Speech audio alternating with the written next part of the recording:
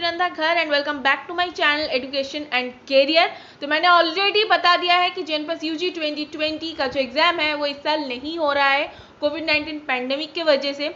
जेनपस UG का जो official site है वहाँ पे भी ये ऑलरेडी कहा गया है, अनाउंस हो चुका है कि इस साल जेनपस यूजी 2020 के एग्ज़ाम नहीं होगा और काउंसलिंग स्टार्ट होगा। तो इस वीडियो में मैं आपको बताऊंगी कि काउंसलिंग कब से स्टार्ट होगा और काउंसलिंग के लिए क्या क्या डॉक्यूमेंट्स आपको रखने होंगे, क्या क्या डॉक्यूमेंट्स इंपॉर्टेंट है। काउंसलिंग में जब आप रजिस्ट्रेशन करेंगे उसके वक्त आपको क्या क्या डॉक्यूमेंट्स इंपॉर्टेंट है वो मैं बताऊंगी इस वीडियो के थ्रू।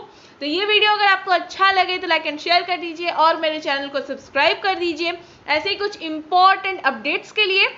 तो चलिए हम स्टार्ट करते हैं। तो जेनपस यूजी 2020 के एग्जाम के बारे में एक नोटिस पब्लिश हुआ है। जो नोटिस पब्लिश किया है WBJEE यानी कि West Bengal joint entrance examination board ने, जिस नोटिस में ये कहा गया है कि इस साल कोविड-19 पैंडेमिक सिचुएशन की वजह से इस साल जेनपस यूजी का जो 2020 एग्जाम है वो नहीं होगा। इसमें ये भी कहा गया है, आप देख सकते हैं, instead WBJEE will conduct centralized online e-counseling and provisional admission on the basis of class 12 result for the candidates who have already applied for JNPAS UG 2020 और detailed notification will be published soon। यानी कि इस साल जो counselling होगा वो online होगा, online counselling में होगा और एडमिशन जो होगा वो क्लास 12 के रिजल्ट के बेसिस पे होगा। और यहाँ पे क्लियरली कहा गया है कि जो कैंडिडेट्स ऑलरेडी जेनपस यूजी 2020 एग्जाम की वजह से अप्लाई किए थे सिर्फ वो लोग ही ये काउंसलिंग कर पाएंगे। यानी कि और अगर कोई चाहते हैं जेनपस यूजी के काउंसलिंग करने के लिए वो नहीं हो सकता है, क्योंकि जो लोग अप्लाई किए थे प्रीवियसली सिर्फ वो लोग ही इस काउंसलिंग में पार्टिसिपेट कर सकते हैं। और जो डिटेल नोटिफिकेशन है वो बहुत जल्द पब्लिश करेगी।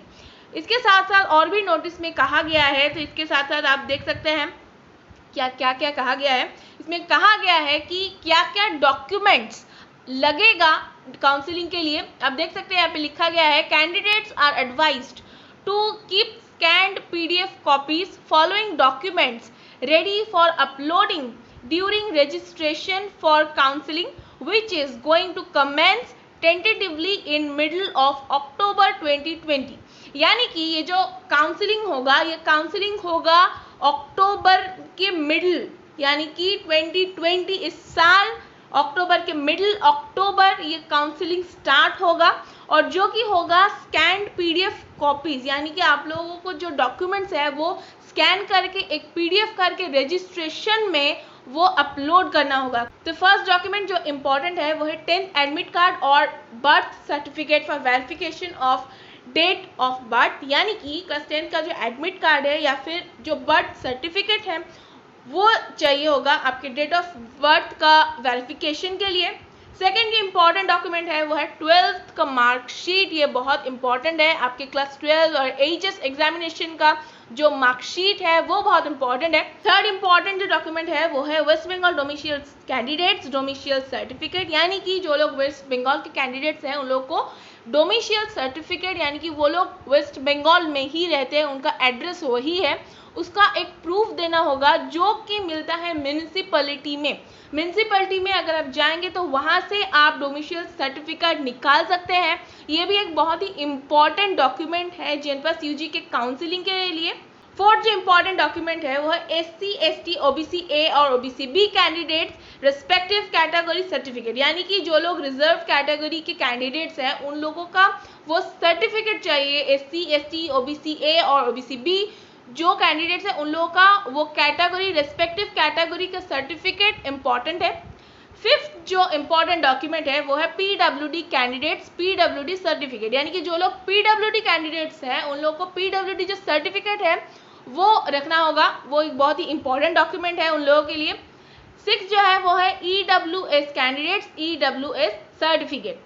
तो ये भी एक बहुत ही इम्पॉर्टेंट डॉक्यूमेंट्स है। तो क्या क्या डॉक्यूमेंट्स इम्पॉर्टेंट है ये मैंने आपको बता दिया है। काउंसलिंग के पहले ये सारे डॉक्यूमेंट्स जो है वो आप ज़रूर चेक कर लीजिएगा, ये कि बहुत ही इम्पॉर्टेंट डॉक्यूमेंट्स है।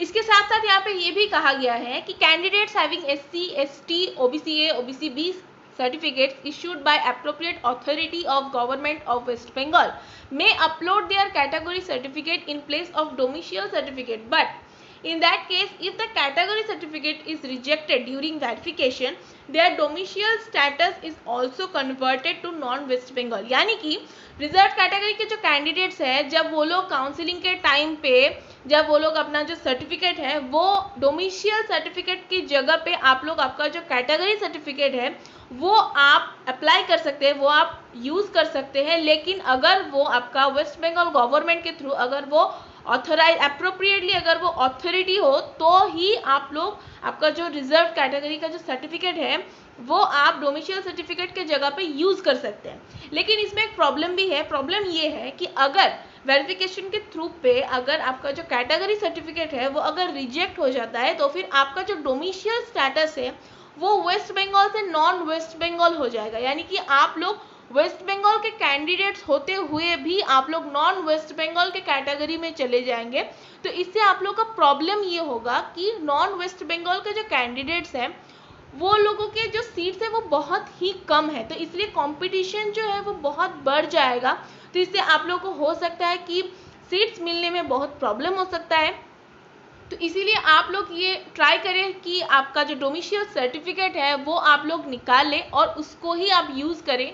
तो फिर आप लोगों का जो ये काउंसलिंग प्रोसेस है वो बहुत ईजिली आपका हो जाएगा, कोई प्रॉब्लम आपको फेस नहीं करना पड़ेगा। सेकेंड जो ये कहा गया है वो है OBC A and OBC B candidates must have their certificates updated और approved by the competent authority on और आफ्टर 1/1/2019। यानी कि OBC A और OBC B के जो कैंडिडेट्स हैं उन लोगों का जो सर्टिफिकेट्स है वो अपडेटेड रहना चाहिए। वो अपडेटेड रहना चाहिए आपका 2019 का 1 जनवरी में या फिर उसके बाद वो अपडेटेड रहना चाहिए। यानी कि अगर आपका जो सर्टिफिकेट 2018 में अगर वो अपडेटेड है तो वो नहीं होगा, वो अपडेटेड होना चाहिए 2019 के 1 जनवरी या फिर उसके बाद वो अपडेटेड रहना चाहिए। तो ये जो 2 पॉइंट्स हैं ये बहुत ही इम्पॉर्टेंट है। तो काउंसलिंग से पहले ये जो सारी चीज़ें हैं ये आप ज़रूर चेक कर लीजिएगा ताकि काउंसलिंग के टाइम पे आप लोगों का कोई प्रॉब्लम ना हो। होपफुली आप लोगों को सब समझ में आ गया नोटिस के बारे में।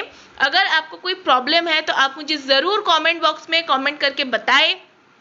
ये वीडियो अगर आपको अच्छा लगे तो लाइक एंड शेयर कर दीजिए और मेरे चैनल को सब्सक्राइब कर दीजिए ऐसे ही कुछ इम्पॉर्टेंट अपडेट्स के लिए। तो आज के लिए बस इतना ही, फिर मिलते हैं ऐसे ही इम्पॉर्टेंट वीडियोस के साथ। आज के लिए बाय बाय।